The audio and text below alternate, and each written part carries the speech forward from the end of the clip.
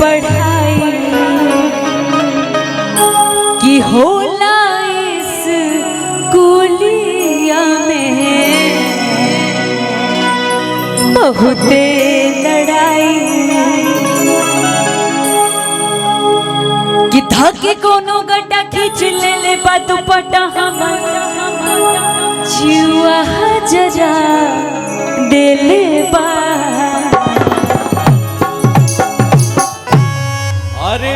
कि धाके कोनो गड्ढा खींच ले बा दुपट्टा हमर जुआ जरा दिले कि तोहरा अखिया के गजराई जान झगड़ा करा तो हम जानत नहीं जा कि हमरा अखिया के गजराए जान झगड़ा करा दिलवा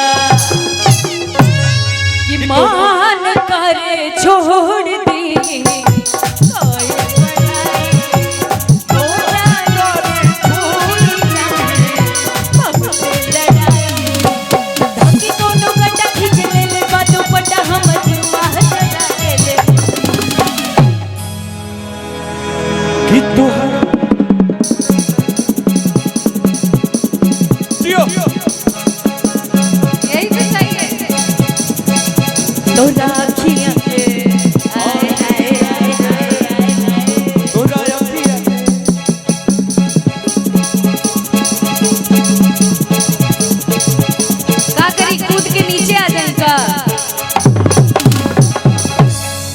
खड़े होके आप लोग दिखाइए।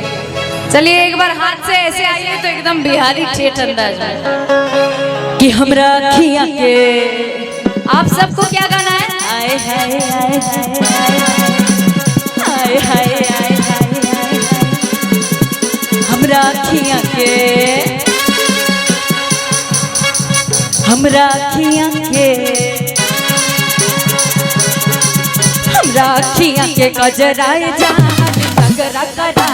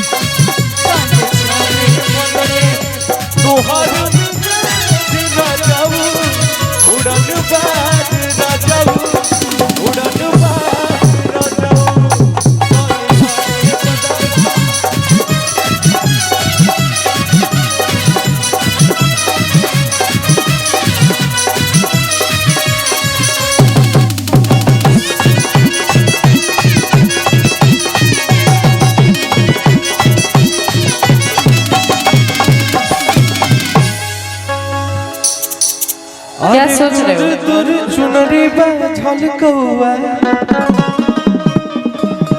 अरे गुरी दूरी चुनरी बाझल कौआ जान मन महंगाई गुरी दूरी चुनरी बाझल कौआ जान मन महंगाई रखनौआ